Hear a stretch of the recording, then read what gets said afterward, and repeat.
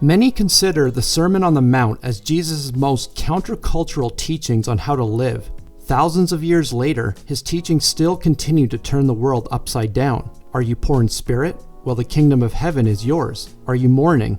Comfort will be yours. Who will inherit the earth? The meek will. How do we make sense of all this? Well, Kyle Idleman's fourth book, The End of Me, shares how blessings and fulfillment begin at the end of ourselves. Idleman explains how Jesus loves to fill us when we are empty. Too often we are full of what the world offers. Jesus is unable to fill what is already full. When he invites us to a feast at his banquet table, we are too busy to allow any room in our timetables. Until we empty our timetables and materials, we will never find a seat at Jesus' table. If we end what the world wants to consume us with, we can then begin to allow Jesus to consume us with the true fullness of life.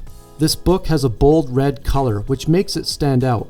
The title uses a Gothic sans font, all lowercase. There is a clever hidden message in which the name Jesus is printed with a clear, transparent gloss. From far away you would not see it, but it can be seen up close in a reflection. The End of Me has a similar message to Louis Giglio's The Comeback, released about 3 weeks afterwards. That similarity being the opportunity for a new start to your life, and that it is never too late.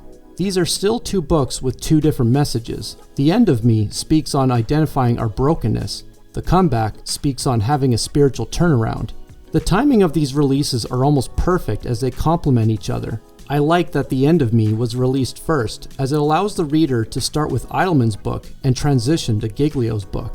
Idleman adds the most humor in this book compared to his previous entries. He uses several footnotes loaded with sarcasm to add context to some of his personal stories. I would even say he also shares some of his most outlandish stories ever, from a disastrous 4-hour riverboat ride to using a helicopter to speak at 2 different venues on the same day. Those who have read Idleman's writings will feel well accustomed to his style. This is a leisure read that will not keep readers stuck trying to understand him. I also appreciate the discussion questions for each chapter found within the last few pages. This makes the book approachable for a small group discussion. My favorite story unfortunately did not belong to Idleman. He borrowed it from Corrie ten Boom. In her book, Tramp for the Lord, she meets a woman in Russia during the Cold War when Christians were being persecuted. Multiple sclerosis crippled this woman to the point the only functioning part of her body was her one index finger. She used that one finger typing letter by letter, translating not only an entire Bible in the Russian language, but other Christian books. Because of her illness, Russian officials and the secret police never bothered to watch over her.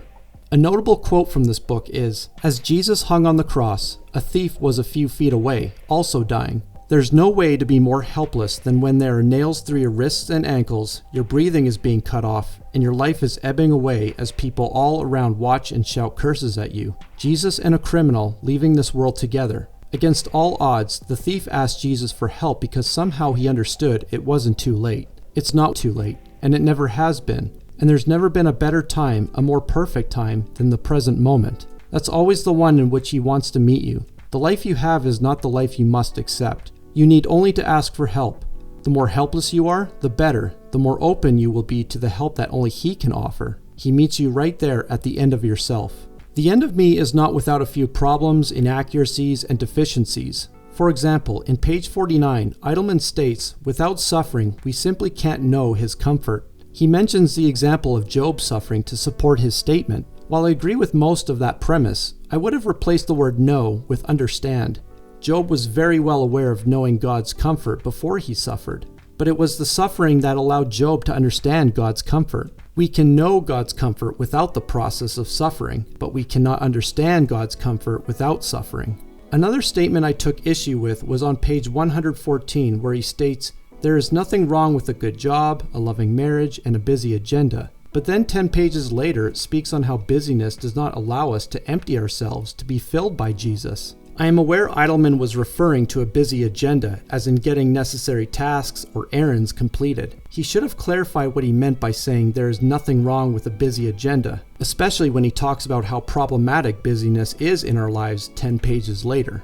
There was also a missed opportunity that could have strengthened his message. I noticed there was 8 chapters, thinking Idleman would explain all 8 Beatitudes. Instead, he chooses to speak on 4 specific Beatitudes in the first section of the book. The second section is how in our brokenness we are in the best position to be used by God in significant ways. He explains this structure in his introduction, which I am not against, yet I can't help but think he could have included all 8 Beatitudes. He could have started each chapter on a beatitude while ending it with how God uses us in our brokenness. Omitting half the Beatitudes does not allow his message to be at its strongest. There was a missed detail in Idleman's story mentioned earlier, the story where he uses a helicopter in hopes that he would be able to speak at 2 different venues on the same day. Idleman fails to mention if he made it back to his church to speak on time. I admit this is a minor complaint. It may be safe to suggest he did in fact make it back on time, but it would have been helpful to not leave readers in the dark on such an entertaining story. The End of Me is not a heavy theological book by any sense, but Idleman does a decent job providing context while expanding the reader's knowledge of what Jesus was trying to teach.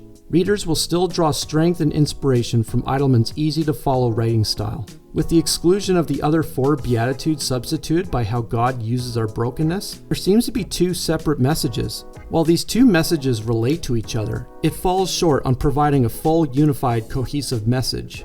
The pace of this book did not feel rushed, but it could have benefited from an extra 50 pages to fill some of its missed details and opportunities.